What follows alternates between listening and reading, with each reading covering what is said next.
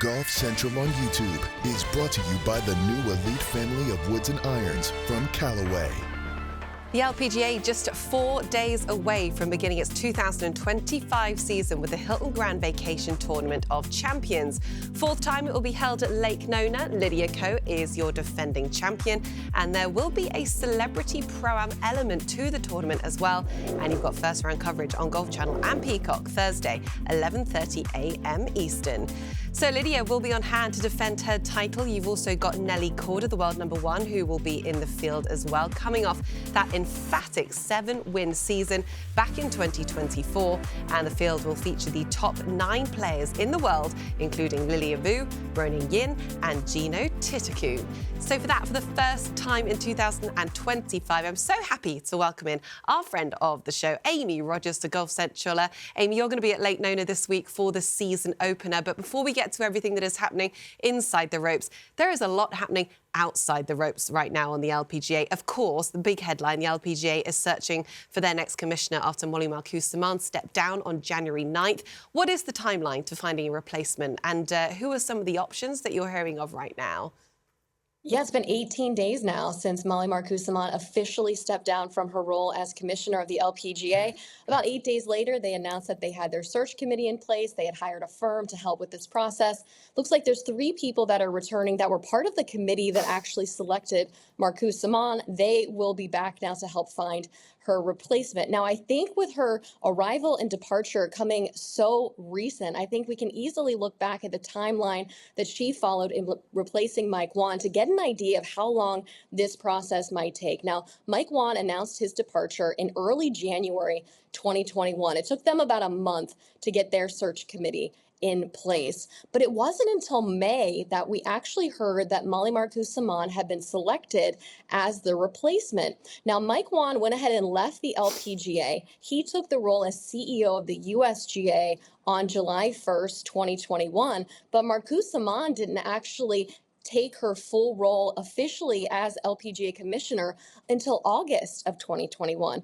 And then once she did that, she immediately announced that she was going to spend 100 days in this listening and learning period, just trying to get acquainted with the LPGA that she had been brought on to lead. And so by the time she got through this transition, this learning period, you go back to Whan's announcement in January, it was almost a year that the LPGA was in limbo. So we could be looking at a very long process. Now, I think this depends on 2 factors: what sort of route the committee takes. If they choose to go with someone outside of golf, like they did with Marcoux Samaan, she came from Princeton, where she was the athletic director.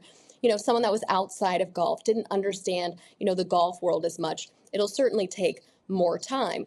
Now, if they look at someone who is more entrenched in golf, understands the golf space, understands the intricacies of the LPGA a little bit more, like a Liz Moore, who's already in-house and serving as their interim commissioner during this process, I think it could move a lot quicker. It's not going to be a quick process either way. You're absolutely right. And it's a tough gig, commissioner of the LPGA. They've got to get the right person right now. The tour desperately needs kind of ownership and leadership, and especially the year that we've got coming up, Amy, the 75th anniversary season of the LPGA. This should be a big celebration of the tour and women's sport, and it will be.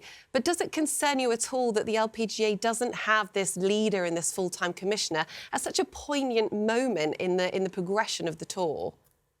Well, it has to be frustrating for the LPGA. To your point, they have this huge milestone birthday this year that I'm sure they're wanting to maximize on as much as they can, but instead they're kind of left in limbo here. I'm sure that some important decisions, budget decisions, are on hold right now while they're wondering, what direction are we taking and when will this decision be made? So I would imagine that it's really put on pause a lot of the decisions and possibly some of the more, celebratory things that they possibly had in place for the 75th anniversary. Now, that said, this could be a changing moment for the LPGA. It could be the one that we look back on and see this is where the LPGA shifted if they can get that right person in place to help the LPGA to move to that next level and in a more positive direction for the next 75 years. You're right, because the stage is there, the players are there, the storylines are there. It just needs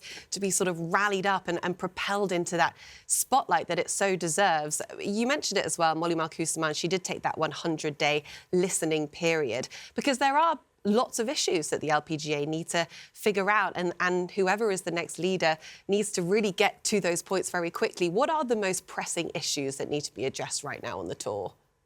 I think number one is breaking into the mainstream. I think we all thought that was going to happen with the success we saw from Nelly Korda this past season, and we just didn't see it translate in the way that certainly the LPGA and so many hoped it would. What is that missing ingredient? What is that missing piece to have the LPGA broaden their reach, broaden their brand, their awareness, and to tap into that larger audience? It feels like the LPGA is on the verge. It feels like they're on the precipice of having this breakthrough moment. And that's what makes Marcoux Samaan's departure somewhat frustrating at this time, because you feel like any momentum that they might have had over these last few years was possibly lost, as you feel like they're kind of pressing pause at this critical moment, and you just hope that they don't miss their moment. Yeah, completely. And not that it is all doom and gloom. We're going to get to the great stuff on the LPGA in just a minute, but we did have a little bit of negative news a couple of days ago, as the LPGA did announce that the Fir Hills Serie Pack Championship would be postponed due to sponsorship issues. What is the latest on that event, and potentially a bigger problem for the LPGA going forward?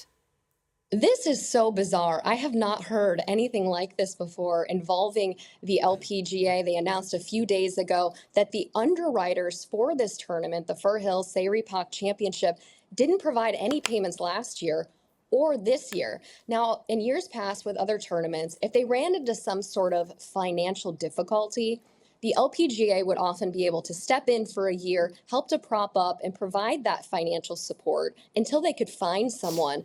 But it sounds like from their explanation, they said they exhausted all of their options at this point. And I'm wondering, with the payments not being received in 2024, if that's the measure that the LPGA had taken and just weren't able to do that for 2025. Now, they did leave the door open with the tournament not being played in March. They were hopeful that maybe it will be played, a little bit later down the road. I think the only silver lining I can find in this is that it's possibly one less event that Nelly Korda has to worry about defending, because she was going to have to defend it 4 consecutive events. Other than that, this is a huge disappointment for the LPGA. On the course, the biggest question in the men's game, that is, what can Scottie Scheffler do for an encore of his 2024 season? We've yet to see Scheffler, of course, this year. He's got that injury to his hand. But for the women, similar topic. It's the dominance of Nelly Korda. How does she follow up, Amy? Such an amazing year last season. I mean, if she felt pressure last season to keep winning, I would imagine the pressure to try to replicate what she did last year must be tremendous. But that's why she's world number one, right? Because she can handle the pressure, as all the greats do. You think back on someone like Mickey Wright. She won 13 times in a single season, the most of any on the LPGA. She backed that up the next year with 11.